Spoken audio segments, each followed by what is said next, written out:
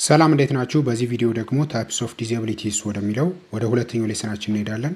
እንግዲህ በባለፈው ቪዲዮ እንደነገርኳችሁ 9 ታይፕስ ኦፍ ዲዛቢሊቲስ አሉ ወይም 9 አይነት አሉ። ስለዚህ አንድ ባንዱን ኢን ዲቴይል እናያለን ማለት ነው።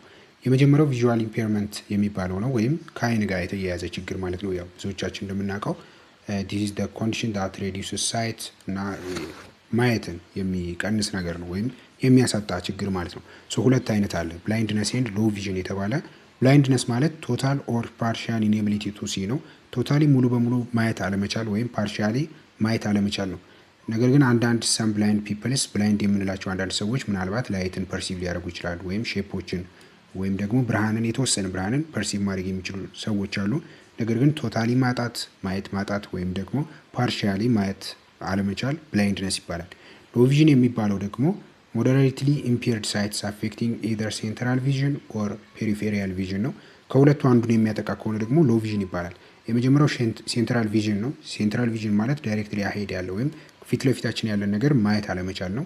እንዲሁም ፔሪፌሪያል ቪዥን ማለት ደግሞ ሳይዶችን የግራ ሳይዳችንን ሊሆን ይችላል ወይም የቀኝ ሳይድን ማየት አለመቻል፣ በደንብ ማስተዋል አለመቻል፣ ይሄ ሎ ቪዥን ይባላል። ስለዚህ ይሄ ከቪዥዋል ኢምፔርመንት የሚባለው ከአይን ጋር የተያያዘው ነው። ሂሪንግ ኢምፔርመንት ደግሞ ከጆሮ ጋር መስማት ጋር የተያያዙ ችግሮች ሂሪንግ ኢምፔርመንት ይባላሉ። ሂሪንግ ሎስ ሬንጂንግ ፍሮም ሚልድ ቱ ፕሮፋውንድ፣ ከሚልድ ከትንሽ እስከ ፕሮፋውንድ በጣም ኢንተንስ እስከሆነ ድረስ ያካትታል። እና እነዚህ ሁለት ታይፕስ ኦፍ ሂሪንግ ኢምፔርመንት አሉ። የመጀመሪያው ሃርድ ኦፍ ሂሪንግ ይባላል። ሃርድ ኦፍ ሂሪንግ ማለት ኮሚዩኒኬት ማድረግ ይችላል ወይም መነጋገር ይችላል፣ መስማት ይችላል እና ሂሪንግ ኤዶችን ተጠቅሞ ማለት ነው። በምንድን ለመስማት የሚያስፈልጉ ኤድስ አሉ። እነዛን ተጠቅሞ መናገር ኮሚዩኒኬት ማድረግ የሚችል ምን ይባላል? ሃርድ ኦፍ ሂሪንግ ይባላል። ዲፍ ግን የሚባለው ይሄ ምንድን ነው? ዲፊካልቲ ቱ አንደርስታንዲንግ ስፒች ኢቭን ዊዝ ኤድስ ነው። ኤድ ራሱ ተጠቅማችሁ አንደርስታንድ ማድረግ የማትችሉ ከሆነ ያላችሁበት ደረጃ ዲፍ ይባላል። እና ሪላይ የምናደርገው ወይም እንደዚህ አይነት ሰዎች ሪላይ የሚያደርጉት በምንድነው? ሳይን ላንጉዌጅን ተጠቅመው የምልክት ቋንቋን። ስለዚህ ኤድ ተጠቅማችሁ ወይም ደግሞ እነዚህ መሳሪያ ተጠቅማችሁ ማውራት፣ መነጋገር፣ ኮሚዩኒኬት ማድረግ የምትችሉ ከሆነ ሃርድ ኦፍ ሂሪንግ ደረጃ ላይ የደረሰ የሂሪንግ ኢምፔርመንት ነው። ዲፍ የሚባለው ግን ሙሉ በሙሉ በኤድም ራሱ መመለስ የማይችል ወይም መግባባት የማትችሉ ከሆነ እና እናንተም ያ ሰው መጠቀም የሚችለው በሳይን ላንጉዌጅ ብቻ ነው፣ በምልክት ቋንቋ ብቻ ከሆነ እነዛ ሰዎች ዲፍ ይባላሉ ማለት ነው። እና ለዚህ እንግዲህ የሆነ ካልቸራል ቪው አለ። ምንድነው? ዲፍነስ ኢዝ ኖት ኦንሊ አባውት ሂሪንግ ሎስ። ዲፍነስ ማለት ሂሪንግ ሎስ ብቻ አይደለም። መኒ አይደንቲፋይስ ዊዝ ዲፍ ኮሚዩኒቲ ኤንድ ኢትስ ላንጉዌጅስ። ከምኑ ጋር አያይዘው ይጠሩታል ይህንን ዲፍነስን ማለት ነው? ከቋንቋው ጋር። የእነሱ ቋንቋ ምንድን ነው ብለናል? ሳይን ላንጉዌጅ ጋር እና አንዳንድ ካልቸሮች ላይ ዲፍነስ ሲባል ሳይን ላንጉዌጅን አብረው ዲስክራይብ የሚያደርጉ ካልቸሮች አሉ። ሶ ካልቸራል ቪው ይህንን ይመስላል ማለት ነው። ሶ እነዚህ ሁለቱ ብዙ ጊዜ ኮመን ላይ የምናውቃቸው ናቸው። ቪዥዋል ኢምፔርመንት ከአይን ጋር፣ ሂሪንግ ኢምፔርመንት ደግሞ ከጆሮ ጋር ነው። ሶስተኛው ስፔሲፊክ ለርኒንግ ዲዛቢሊቲስ የሚባሉ አሉ። እነዚህ ብዙ ዲዛቢሊቲ ታይፖችን በአንድ ላይ የያዘ መጠሪያ ስም ስፔሲፊክ ለርኒንግ ዲዛቢሊቲ። ስፔሲፊክ ማለት የሆነ የተነጠለ ወይም የሆነ ስፔሲፊክ፣ ያው ራሱ ስፔሲፊክ ነው፣ በአማርኛ መግለጽ አያስፈልግም። ለርኒንግ ዲዛቢሊቲ የሆነ ነገር ለርን ማድረግ ወይም መማር አለመቻል። እንደዚህ አይነት የሚያመጡ ዲዛቢሊቲስ ታይፖች በሙሉ በአንድ ክላሲፊኬሽን ስር ውስጥ እንከታቸዋለን። ሶ ዳይ ዲስኦርደርስ ኢን ቤሲክ ሳይኮሎጂካል ፕሮሰስ ኢንቮልቭድ ኢን አንደርስታንዲንግ ኦር ዩዚንግ ላንጉዌጅ ነው። ቋንቋን ከመጠቀም ጋራ ከመረዳት ጋር ሊሆን ይችላል ወይም ደግሞ ከመጠቀም ጋር አንዳንድ ልጆች እየተረዱት ራሱ ነገር ግን ላይጠቀሙት ይችላሉ። እንደዚህ አይነት ችግሮች ናቸው ስፔሲፊክ ለርኒንግ ዲዛቢሊቲስ የሚባሉት። ሪዛልትስ ኢን ዲፊካልቲስ ዋይል ለርኒንግ፣ በምንማሩበት ጊዜ ችግር ማጋጠም፣ ቲንኪንግ ላይ በማሰብ ጊዜ፣ እንዲሁም በስፒኪንግ በመናገር፣ በሪዲንግ በማንበብ፣ ራይቲንግ በሚጽፉበት ሰዓት፣ ስፔል በሚያደርጉበት ሰዓት፣ ማትስ በሚማሩበት ወይም ማትስ ቁጥሮች ጋር በተያያዘ ነገር የሚያጋጥሙ ችግሮች ናቸው በዚህ ስር ውስጥ ያሉት ስፔሲፊክ ለርኒንግ ዲዛቢሊቲስ ተብሎ የሚጠሩት። እዚህ ጋር ምንድን ነው? እነዚህ ስፔሲፊክ ለርኒንግ ዲዛቢሊቲስ ሂድን ዲዛቢሊቲስ ተብሎ ይጠራሉ። ሂድን ዲዛቢሊቲስ ተብሎ የሚጠሩበት ምክንያት ምንድን ነው? የኢንቴሊጀንስ ጉዳይ አይደለም። ያ ሰው ኢንቴሊጀንስ ኑሮበትም ራሱ ነገር ግን አለመቻል ነው። እንደዚህ ስፔሲፊክ ለርኒንግ ዲዛቢሊቲስ የሚባሉት ብዙዎቹ ማለት ነው። ከታች እናያቸዋለን። ምንድነው? ለምሳሌ መናገር እየቻለ መናገር ይችላል። ያ ህፃን ወይም የዚህ ችግር ተጠቃ የሆነው ሰው መናገር ይችላል፣ ነገር ግን አይናገርም፣ አይችልም። ያን ነገር ቃላቶቹን መገጣጠም ምናምን ማውጣት አይችልም። አንደርስታንድ እያደረገው እየተረዳው፣ ነገር ግን የመጠቀም ችግር ሲያጋጥም ማለት ነው። ስለዚህ የኢንቴሊጀንስ ችግር አይደለም። የኢንቴሊጀንስ ችግር ሳይሆን በሁለቱ በፖቴንሻል እና በአቺቭመንት መካከል ያለ ጋፕ ስላለ ነው። ወይም በእነዚህ መካከል ክፍተት ስላለ በዚህ ምክንያት እነዚህ ዲዛቢሊቲስ ምን ተብሎ ይጠራሉ? ሂድን ዲዛቢሊቲስ ይባላሉ። እነዚህ ታይፖቹ መካከል እነዚህን መጥቀስ እንችላለን። እነዚህን አንድ በአንድ መያዝ አለባቸው። የመጀመሪያው ዲስሌክሲያ የተባለው ነው። ዲስሌክሲያ ማለት የማንበብና ቋንቋን የመጠቀም ችግር ነው። ማንበብና ቋንቋን የመጠቀም ችግር ካለበት አንድ ሰው ዲስሌክሲያ የተባለውን ስፔሲፊክ ለርኒንግ ዲዛቢሊቲ አለበት ብለን እንትን ማለት እንችላለን። ሁለተኛው ደግሞ ዲስካልኩሊያ ነው። ዲስካልኩሊያ ይችን ካልኩሊያ ከምትለው ቃል ወይም ካልኩሊያ የምትለዋን ካልኩሌሽን ወደሚለው መውሰድ ትችላላችሁ ለመያዝ እንዲመቻችሁ። ይሄ ቁጥር ጋር ችግር ሲፈጠርበት ነው። አንድ ሰው ቁጥር ጋር የሂሳብ ስሌቶች ጋር የሂሳብ ሲምቦሎች ጋር ለምሳሌ የመደመርን የመቀነስን ምልክት ለመያዝ መቸገር፣ ቁጥሮችን መደመር በጣም ሲሊ የሚባሉ ስራዎችን ራሱ ፐርፎርም የማድረግ ችግር ሲያጋጥማቸው ማለት ነው። ለምሳሌ አንድ ሲደመር አንድ ብትሉት ራሱ በጣም ብዙ ሰዓት ፈጅቶ ወይም በደንብ አስቦ የሚመልስላችሁ አይነት ሰው የመደመር የመቀነስ አይነት ጥያቄ ስትጠይቁት የዲስካልኩሊያ ችግር ይኖርበታል። ሲምቦሎቹን ራሱ መለየት፣ መደመር ምን እንደሚመስል አለመለየት፣ ማባዛት፣ መቀነስ ምናምን እንደዚህ አይነት የማት ሲምቦሎችን የመረዳት ችግር ሲያጋጥም፣ ከጊዜ ጋር በተያያዘ ችግር ሲገጠም፣ ጊዜን ለምሳሌ ማንበብ አለመቻል። ጊዜ አሁን ስንት ሰዓት ነው ሲባል ሰዓቱን ቁጥሩን እያዩ ነገር ግን ይሄ 6:30 6:50 ምናምን ብሎ ዲስክራይብ ማድረግ አለመቻል። እንደዚህ አይነት ነገሮች ዲስካልኩሊያ ይባላሉ። ሌላው ዲስግራፊያ ነው። ዲስግራፊያ ደግሞ ከእጅ ጽሁፍ ጋር ግራፊያን ግራፊክስ ብላችሁ ያዙት። ከዛ ግራፊክስ ደግሞ ከሆነ ከጽሁፍ ነገሮች ጋር ምናምን የሚያያዝ ነው። ስለዚህ ዲስግራፊያ ማለት ፑር የሆነ ሃንድ ራይቲንግ ሲኖራችሁ ማለት ነው። የእጅ ጽሁፋችሁ በደንብ የማይነበብ ሲሆን ስፔሲንግ ላይ ለምሳሌ እዚህ ጋር እንደምታዩት ስፔሲንግ የሚለው ቃል በኤስ እና በፒ መካከል ያለው ክፍተት ምን ያህል ነው መሆን አለበት የሚል አንድ ሰው መለየት የማይችል ከሆነ፣ እንዲሁም ስፔሊንጉ ላይ ስፔሲንግ ብቻ ሳይሆን ደግሞ ስፔሊንግ እንዴት አድርጌ ነው ስፔሊንጉ በትክክል የሚጻፈው ራይቲንግ ላይ ጀነራሊ ሲጽፍ ማለት ነው። እንደዚህ አይነት ችግሮች ሲያጋጥሙ ነው ምን የሚባለው ዲስግራፊያ የሚባለው። አሁን እንደዚህ አይነት ችግር ያለበት ሰው ይህንን ስፔሲፊክ ለርኒንግ ዲዛቢሊቲስ ብሎ መጻፍ ሲፈልግ ስፔሲፊክን እዚህ ጋር ይጽፋል። ከዛ ለርኒንግ የሚለውን እዚህ አካባቢ ይጽፈዋል፣ በጣም አርቆ ማለት ነው። ዲዛቢሊቲስ የሚለውን ታች ይጽፈዋል። በቃ እንደዚህ አይነት ችግሮች ሲያጋጥም ዲስግራፊያ ይባላል። ፑር የሆነ ሃንድ ራይቲንግ ሲኖር ጥራትም ብትሉ በብዙ ነገር ጽሁፉ ላይ ችግር ሲፈጠር ነው። ሌላው ኦዲተሪ ፕሮሰሲንግ ዲስኦርደር ነው። ኦዲተሪ ፕሮሰሲንግ ዲስኦርደር ማለት የኦዲተሪ ዊች ኢዝ ሚዝ ከድምጽ ጋር የተገናኘ እሱን ፕሮሰስ ማድረግ አለመቻል፣ ሳውንዶችን ኢንተርፕሬት ለማድረግ መቸገር ማለት ነው። ስለዚህ የሆነ ድምጽ ሰምተን የምን ድምጽ ነው ይሄ ነገር ብሎ ለመረዳት ሲቸግረን ያ ነገር ማለት ነው። ስለዚህ እንደዚህ አይነት ነገሮች ኦዲተሪ ፕሮሰሲንግ ዲስኦርደር ይባላሉ።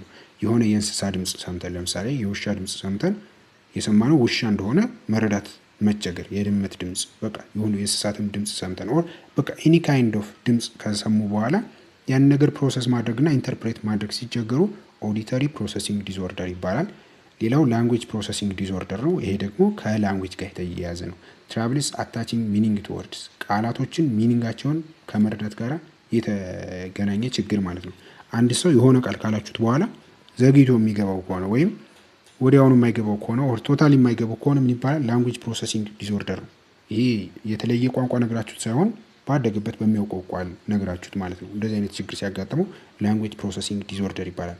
ለምሳሌ እንደዚህ አይነት ችግር ያለባቸውን ሰዎች ስምህ ማን ነው ብላችሁ ብትጠይቁት ስምህ ምንድን ነው ማን ነው የሚለው ቃል ይሄ ራሱ ሙሉ ወርዶ ምንድን ነው ትርጉሙ የሚለው ነገር አይገባውም። ከዛ ቆይቶ ኦኬ ለካ ስሜን ነበር የጠየቀኝ ብሎ ይረዳዋል ማለት ነው። ይሄ ላንጉዌጅ ፕሮሰሲንግ ዲስኦርደር ነው። ፕሮሰስ ማድረግ ላይ ችግር ሲፈጠር የሆነ ወርድን ምንድን ነው ሚኒንጉ ምንድን ነው ትርጉሙ የሚለውን ነገር ላይ ለመረዳት በጣም ስንዘገይ ወይም ሙሉ በሙሉም ለመረዳት ሲጀግረን ምን ይባላል?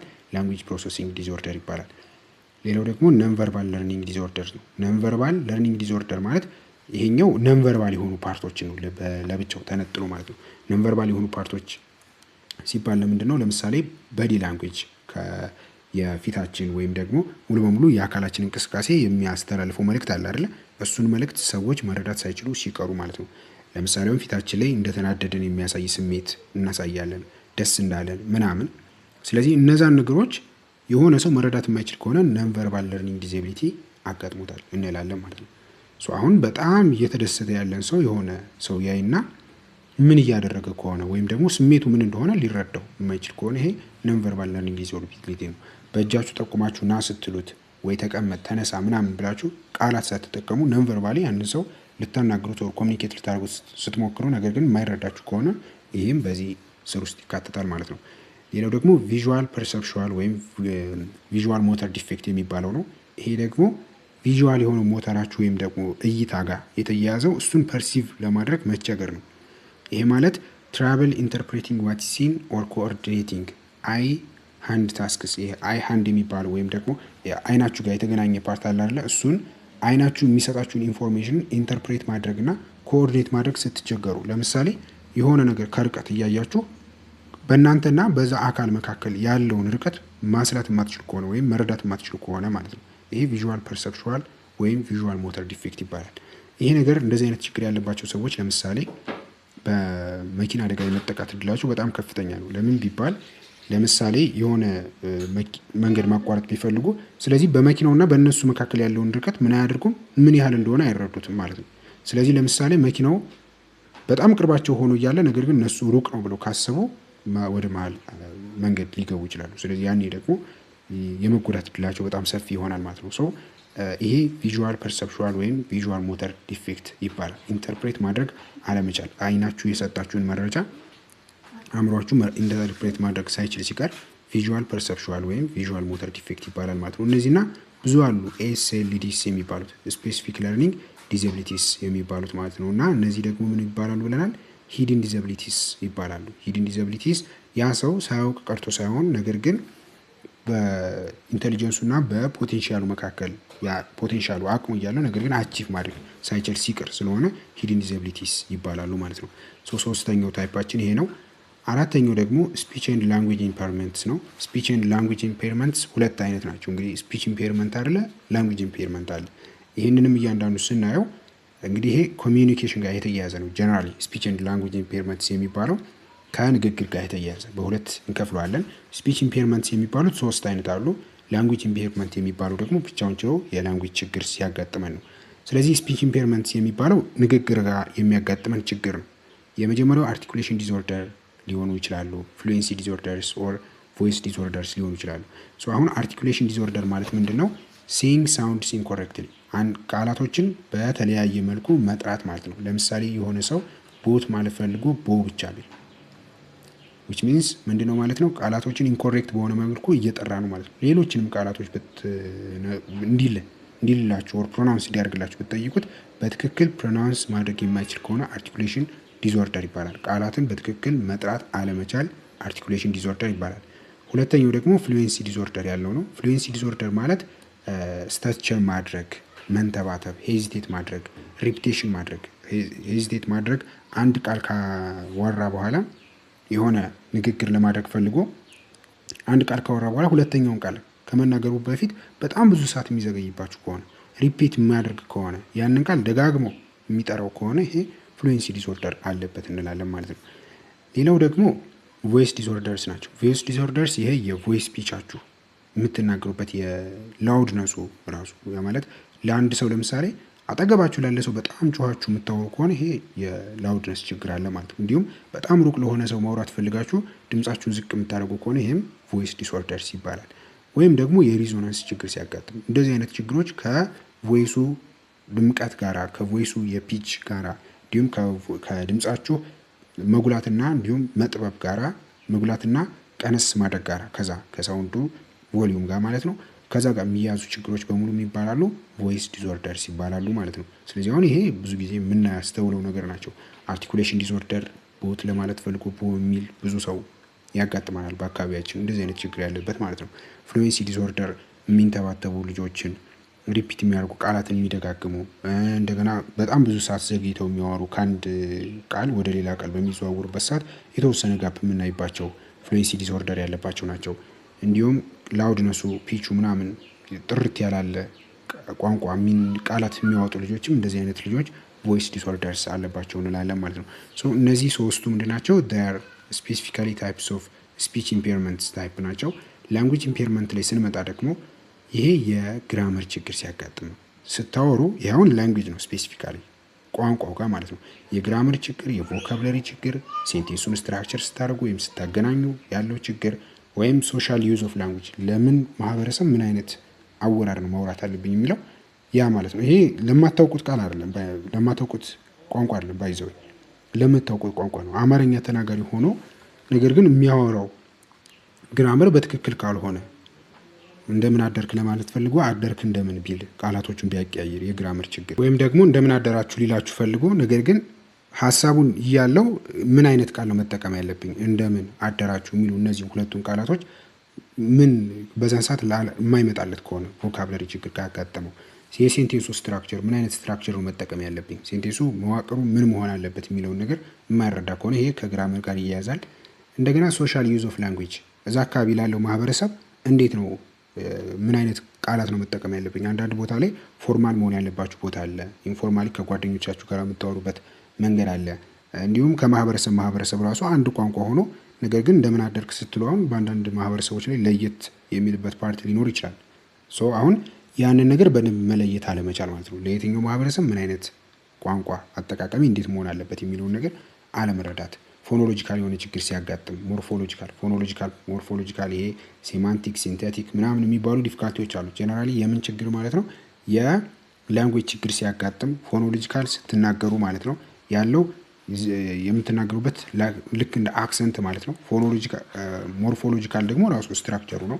ሴማንቲክ ይሄ ግራመር ፓርቱ ጋር የተያያዘ ነው። ሲንቴቲክ ደግሞ ስትራክቸሩ ጋር የተያያዘ ነው። እንዴት አድርጋችሁ ነው ስትራክቸር የምታደርጉት፣ ቃላቶቹን እንዴት ትገጣጥማላችሁ የሚለውን ነገር አለመረዳት። እንደዚህ አይነት ዲፊካልቲ ሲያጋጥሙ ላንጉዌጅ ኢምፔርመንት ይባላል ማለት ነው። አምስተኛው የምናየው ደግሞ ኦቲዝም ነው። ኦቲዝም ስፔክትረም ዲስኦርደር፣ ይሄ ብዙ ቦታ ላይ ሰምታችሁት ሊሆን ይችላል። በጣም ብዙ ቦታ ላይ ችግር እየፈጠረ ነው ይሄ ኦቲዝም የተባለው ችግር። ኦቲዝም የሚባለው ምንድን ነው? ዲቨሎፕመንታል ዲስኦርደር ነው። አፌክቲንግ ኮሚዩኒኬሽን፣ ንግግርን፣ ቢሄቪየርን፣ ጸባይን እና እንዲሁም ከሶሻል ጋር ያላችሁን ኢንተራክሽን ከማህበረሰቡ ጋር ያላችሁን ግንኙነት አፌክት የሚያደርግ ችግር ነው እና ብዙ ጊዜ ህጻናት እድሜያቸው 3 ዓመት ከመድረሱ በፊት የሚያጋጥማቸው ችግር ነው። ምን አይነት ካራክተሪስቲክስ ወይም አንድ ህፃን የኦቲዝም ተጠቂ ነው ለመባል እነዚህ አይነት ካራክተሪስቲክስ የምናይበት ከሆነ እነዚህ ልክ እንደ ምልክቶች ናቸው። የመጀመሪያው ሊሚትድ የሆነ ቨርባል ወይም ደግሞ ነን ቨርባል የሆነ ኮሚዩኒኬሽን ማካሄድ ነው። ሊሚትድ የሆነ በጣም የተገደበ ማለት ነው። የሆነ ነገር መናገር ሲፈልግ በጣም አጭርና ፕሪሳይስ በሆነ መልኩ መናገር የሚፈልግ አይነት ልጅ፣ ቨርባልም ሆነ ነን ቨርባል ኮሚዩኒኬሽንም ሆነ ሊሚትድ የሚሆን ማለት ነው። በጣም ቁጥብ አይነት ሲሆን ማለት ነው። ምናልባት ናቹራሊ እኛ ፈልገን ሊሚትድ ልንሆን እንችላለን። ነገር ግን ይሄኛው ሊሚትድ ማለት ምንድን ነው? ከመጠንም ያለፈ ሊሚትነስ የሚታይበት ከሆነ ሪፒቲቲቭ የሆነ ቢሄቪየር ማለት ምንድን ነው? የሚደጋገም ማለት ነው። ሮኪንግ ወይም ሃንድ ፍሊፒንግ፣ ለምሳሌ እኛ አንዳንዴ ተቀምጠን እግራችንን ወደ ላይ ወደታች ምናምን እናደርጋለን። እጃችንን ምናምን የሆነ ማንቀሳቀስ የምንወድበት ታይም አለ። ሪፒቲቲቭ ቢሄቪየርስ ማለት ያ ነው። ሆን ተብሎ በቃ በፍላጎት ሪፒቲቲቭ ማድረግ፣ መደጋገም። እግርን ያው ታውቁታላችሁ ብዬ አስባለሁ። እግርን ዝም ብሎ ብድግ ከፍ ምናምን ማድረግ እጅ ጋር ምናምን፣ እንደዚህ አይነት ችግሮች ሪፒቲቲቭ ቢሄቪየርስ ይባላሉ። ሬዚስታንስ ቱ ሩቲን ቼንጅስ፣ ሩቲናችሁን ቼንጅ ለማድረግ አለመፈለግ፣ በቃ ሁሌ ተመሳሳይ የሆነ ነገር መፈለግ በብዙ ነገሮች ማለት ነው። የሆነ ነገር ሲቀየር የሆነ ያንን የተቀየረውን ነገር ለመላመድ በጣም መቸገር ማለት ነው። ለምሳሌ በጣም ሙቀት የነበረበት ወቅት ከሆነ በኋላ ከዛ ብርድ ሲመጣ ያንን ብርድ ለመቋቋም በጣም መቸገር፣ ወይም ከብርድ ወደ ሙቀት ሲሄድ የተወሰነ በቃ የቴምፕሬቸር ለውጥ የተወሰነ ሲፈጠር፣ በቴምፕሬቸርም ብቻ ሳይሆን በብዙ ኬዞች ማለት ነው፣ በቤተሰብ ኬዝም በምንም ኬዝም የተወሰነ ትንሽ ለውጥ ሲመጣ ያችን ለውጥ ጋር ለመላመድና አብሮ ለመኖር መቸገር፣ ይህም አንዱ የኦቲዝም ችግር ነው። የኦቲዝም ጸባይ መሆን ይችላል፣ ካራክተሪስቲክስ መሆን ይችላል። ሌላው ደግሞ አንዩዥዋል ሴንሰሪ ሪያክሽንስ፣ እነዚህ ሴንሰሪ ሪያክሽኖች አንዩዥዋል የሆኑ ሪያክሽኖችን ለማሳየት፣ ለምሳሌ ከቨሪንግ ኤርስ ቱ ብሎክ ሳውንድ፣ ድምፅን ለመሸፈን ጆሮን መሸፈን ወይም ደግሞ ከውጭ ድምፅ እንዳንሰማ በማለት ህጻናት ጆሮቸውን የሚይዙ ከሆነ ይህም አንዱ የኦቲዝም ባህሪ ነው። አንዩዥዋል የሆነ ሴንሰሪ ሪያክሽን እንለዋለን። ለምሳሌ አሁን ህጻናት አንዳንዴ ለመቀለድ ብለው ዝናብ ምናምን ሲዘንብ ጆሮቸውን ሊይዙ ይችላሉ። ነገር ግን ይሄኛው በኦቲዝም ኬዝ የምናየው ምንድነው? ጀስት ምንድነው ሆን ተብሎ ወይም ታስቦበት በፍላጎታቸው ማለት ነው፣ እንደ መቀለድ ወይም እንደ ጨዋታ ብለው ሳይሆን ጀስት በፍላጎታቸው ብሎክ ለማድረግ ወይም ድምፅ ለማለት ብዙ ሰዓት የሚይዙ ከሆነ ምናምን እንደዚህ አይነት ነገሮች ዳር ካራክተሪስቲክስ ኦፍ ኦቲዝም እንላቸዋለን። የኦቲዝም ምልክቶች ይሆናሉ ማለት ነው። እና ብዙ ጊዜ ህጻናት ላይ ነው የሚታየው። እድሜያቸው 3 ዓመት ከመሆኑ በፊት አፒል የሚያደርግ ወይም የሚመጣ ችግር ነው ይሄ ኦቲዝም የሚባለው። እንግዲህ እነዚህ ናቸው። እነዚህና ሌሎች አሉ 6 7 8 9 ብለን አራቶቹን በቀጣይ ቪዲዮ እናያለን። አምስቶቹ እነዚህን ይመስላሉ ማለት ነው። በቀጣይ ደግሞ ቀጣዮቹን እንጨርሳለን።